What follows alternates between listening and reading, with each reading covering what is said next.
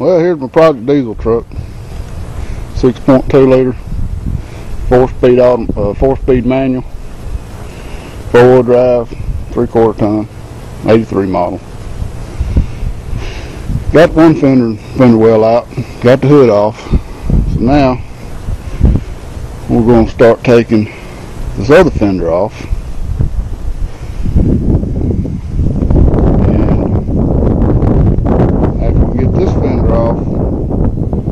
Step would be take the core support out, and then the doors, and then the cap.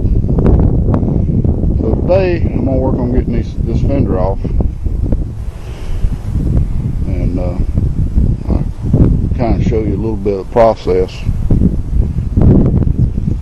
The fender's held on by bolts.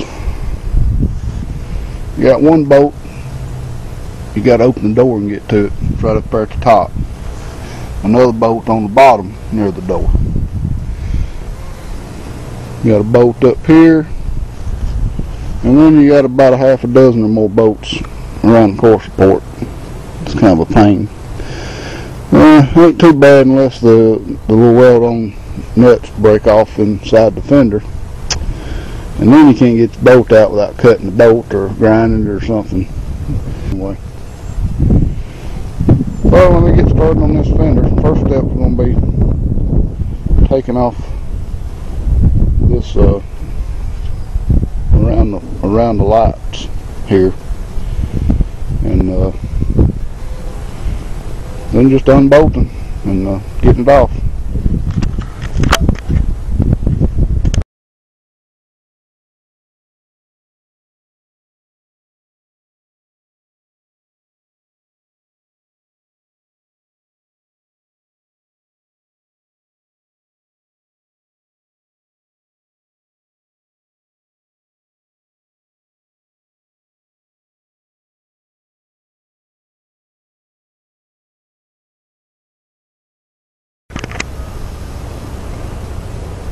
Well, I've had a problem with one of these bottom bolts, so I'm going to have to cut the darn thing off because I ain't got any cutoff wheels, and it's going to be a tight spot for my grinder.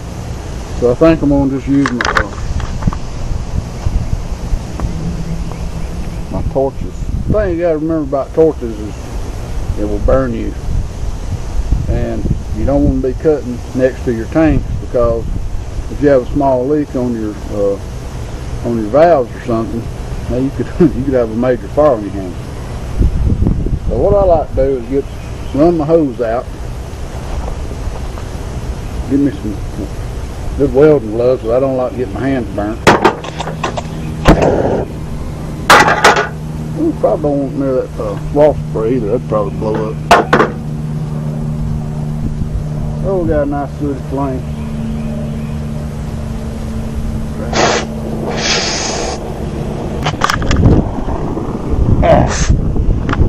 Let's see if we can get to it. Probably gonna have a fire because there's all kind of damn leaves down here.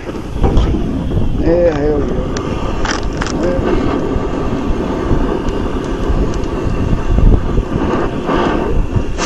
Whew. Man, that son bitch is hard to do one-handed.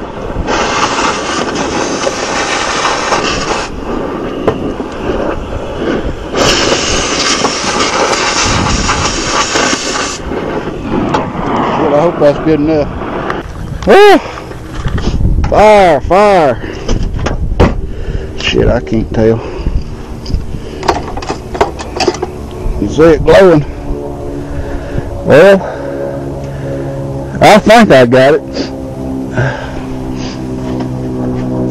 A little fire there. Maybe. I smell something burning though.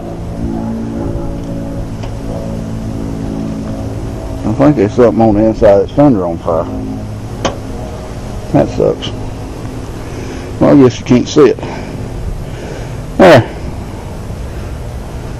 We'll try that and see what that does.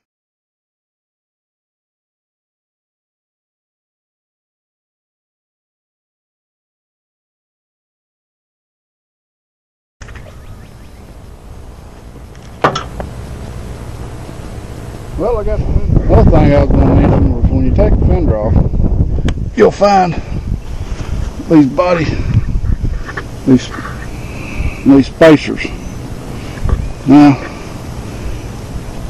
they put them like up in here, and you know, so there's a bunch still stuck on that right there.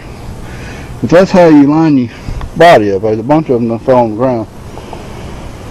So if you know how many is there to start with, when you put your fender back on, you won't have such a hard time getting it to line up. Unfortunately, I didn't see how many was on the bottom, because you can't really tell when you down there taking that bolt out. And they all fell out as soon as they stayed in there until I took the fender off, and they all fell on the ground. So we'll just have to be trial and error putting the fenders back on. So anyway, that's going to be good enough for today. And stay tuned for part 2.